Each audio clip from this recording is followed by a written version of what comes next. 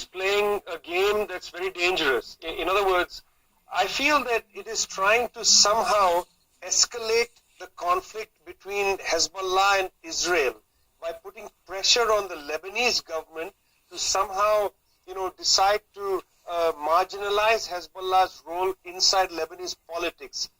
This is a sort of fantasy game being played by Riyadh. Lebanon, I think, has seen some stability over the course of the last. Also, a very carefully crafted, pact between the various sects inside Lebanon, with Hezbollah playing quite a crucial role, not only politically, but also in terms of the defense of Lebanon. So it's very unlikely that Saudi Arabia's, let's call it what it is, tantrum is going to break the pact inside Lebanon, marginalize Hezbollah, and start some kind of conflict against Israel. We'll get into Israel in a moment, but staying in the region this week, Syria hold in the country. How is the situation in Syria related to Saudi's actions? Well, one has to understand this in terms of the role played by the Crown Prince of Saudi Arabia, who not only escalated the conflict in Syria as far as Saudi Arabia was concerned, but also Yemen. And in both Syria and Yemen, the Saudi goals have not been met. In other words, Saudi Arabia has not been able to prevail in either theater, and indeed has seen the increase of Iranian power in both Iraq and in Lebanon. So one has to understand this Saudi, attempt to again destabilize the region because it is fearful of what it sees as Iranian influence. The precursor of this was the, ratcheted up tension between Qatar and Saudi Arabia, which began late last year, when Saudi Arabia essentially put an ultimatum to Qatar that it has to break ties with Iran. So one has seen that as Saudi goals have not been met, they have attempted method, any means to put more pressure on Iran and perhaps try to break Iran's, newfound power in the region. The Middle East is one of the most complex regions in the world. Currently, there are 4 failing states and 3 wars, with major powers increasingly taking opposite sides. Countless armed militias and terrorist groups are spreading violence across borders. The region has seen conflict after conflict going back well into the 20th century. But among all the uprisings, civil wars, and insurgencies, 2 countries always seem to be involved: Saudi Arabia and Iran. They're bitter rivals, and their feud is the key to understanding conflicts in the Middle East. The Saudis and Iranians have never actually declared war on each other. Instead, they fight indirectly by supporting opposing sides in other countries and inciting conflicts. This is known as proxy warfare, and it's had a devastating effect on the region. Countries, especially poor ones, can't function if there are larger countries pulling strings within their borders. Both the Saudis and the Iranians see these civil wars as both tremendous threats and also potentially enormous opportunities. The Saudi-Iranian rivalry has become a fight over influence, and the whole region is a battlefield. It's why the rivalry is being called a Cold War.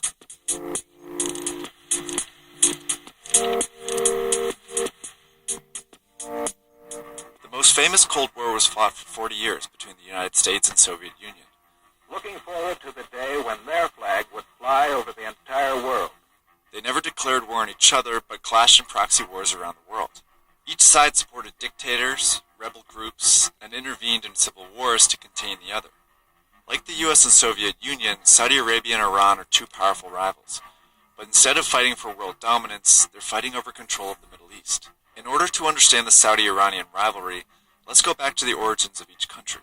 In the early 1900s, the Arabian Peninsula was a patchwork of tribes under the control of the Ottoman Empire. After World War I, the empire collapsed, leaving these tribes to fight each other over power. One tribe from the interior, the Al Saud, eventually conquered most of the peninsula. In 1932, they were recognized as the Kingdom of Saudi Arabia. 6 years later, massive oil reserves were discovered in Saudi Arabia, and in an instant the Saudi monarchy was rich. That oil money built roads and cities all around the desert country, and it helped forge an alliance with the U.S. On the eastern side of the Persian Gulf, another country was emerging, but having a much harder time. Iran also had massive oil reserves and an even bigger Muslim population, but constant foreign intervention was creating chaos. Since the 18th century, Iran had been invaded by the Russians and the British twice. In 1953, the U.S. secretly staged a coup, removing the popular Prime Minister Mohammad Mossadegh. In his place, they propped up a monarch, Reza Shah, who was aggressively reforming Iran into a secular, westernized country. But he harbored corruption and terrorized the population with his secret police, the Savak. By the 1970s, both Saudi Arabia and Iran had oil-based economies and had governments heavily backed by the U.S.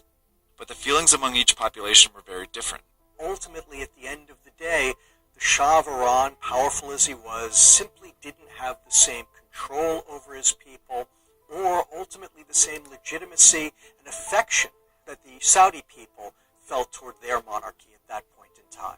That's because Iran's Muslims felt stifled by the Shah's reformations, and by the end of the decade, they finally fought back. Iran's Islamic Revolution overthrew a powerful regime that boasted military might, and It's really in 1979, when Ayatollah Khomeini and the Islamic Revolution overthrow the Shah, that the real tension between Iran and Saudi Arabia began. Ayatollah Khomeini was a Muslim clergyman who preached against Western-backed secular monarchies. He advocated for a government that was popular, Islamic, and led by the clergy. And in 1979, he led a revolution to establish just that. It was a massive international event that prompted reactions around the world, especially in Saudi Arabia. The Iranian Revolution terrified the government of Saudi Arabia. They were fearful that Ayatollah Khomeini would inspire their populations to rise up against them, exactly the way that he had caused the Iranian population to rise up against the Shah. And there was a religious threat too. Up until now, the Saudis had claimed to be the leaders of the Muslim world, largely because Islam's two holiest sites, Mecca and Medina, are in Saudi Arabia. But Khomeini claimed his popular revolution made Iran the legitimate Muslim state. And there is another divide. Saudi Arabia's population is mostly Sunni, the majority sect of Islam, while Khomeini and Iran are mostly Shia. Westerners always make a mistake in drawing an analogy between the Sunni-Shia split and the Protestant-Catholic split within Christianity. The Sunni-Shia split was never as violent. That in much of the Islamic world, when Sunnis and Shia were living in close proximity, they got along famously well. So while the Sunni-Shia split was not a reason for the rivalry, it was an important division. After the revolution, the Saudis' fears came to life when Iran began exporting its revolution. This CIA report from 1980 details how the Iranians started helping groups, mostly Shia, trying to overthrow governments in Iraq, Afghanistan, and Saudi Arabia. And they prompted the Saudis to redouble their efforts to fight against Iran. They bolstered their alliance with the U.S. and formed the GCC, an alliance with other Gulf monarchies. The stage was set for conflict. War in the Gulf. Iraq invaded Iran in 7 areas. With a 5-1 superiority, Iraqi forces moved quickly. The rise of Iran as a regional power threatened other neighboring countries as well. In September 1980, Iraq, under the rule of dictator Saddam Hussein, invaded Iran. He was hoping to stop the Iranian Revolution, gain power, and annex some of Iran's oil reserves. But they didn't get far. The war bogged down into a stalemate, complete with trench warfare, chemical weapons, and heavy civilian casualties. When Iran started winning, the Saudis panicked and came to Iraq's rescue. They provided money, weapons, and logistical help. And so it becomes critical to the Saudis that they build up Iraq and build it up into a wall that can hold back the Iranian torrent that they have unleashed. This Saudi help allowed Iraq to fight until 1988. By then, nearly 1 million people had died. The Iranians largely blamed the Saudis for the war, and the feud escalated. Fast forward 15 years, and Iraq again became the scene of a proxy war. In 2003, the U.S. invaded Iraq and overthrew Saddam Hussein. Neither Saudi Arabia or Iran wanted this to happen, since Iraq had been acting as a buffer between them. But problems arose when the U.S. struggled to replace Saddam. The United States has no idea what it's doing in Iraq after 2003, and it makes one mistake after another that creates a security vacuum and a failed state and drives Iraq into all-out civil war. Without a government, armed militias took control of Iraq, splintering the population. Sunni and Shia militias suddenly sprang up all over the country. Many were radical Islamist groups who saw an opportunity to gain power amidst the chaos. These militias were ready-made proxies for Saudi Arabia and Iran, and they both seized the opportunity to try and gain power. The Saudis started sending money and weapons to the Sunni militias, and Iran the Shia. Iraq was suddenly a proxy war, with Saudi Arabia and Iran supporting opposing sides. That trend continued into the Arab Spring, a series of anti-monarchy, pro-democracy protests that swept through the Middle East in 2011. And and this had very different consequences for Saudi Arabia and Iran. That is terrifying to the Saudis, who are the ultimate status quo power. They want the region stable, and they don't want anybody rising up and overthrowing a sclerotic, autocratic government for fear that it might inspire their own people to do the same. The Iranians are the ultimate anti-status quo power. They have been trying for decades to overturn the regional order. Each country threw their weight behind different groups, all over the Middle East.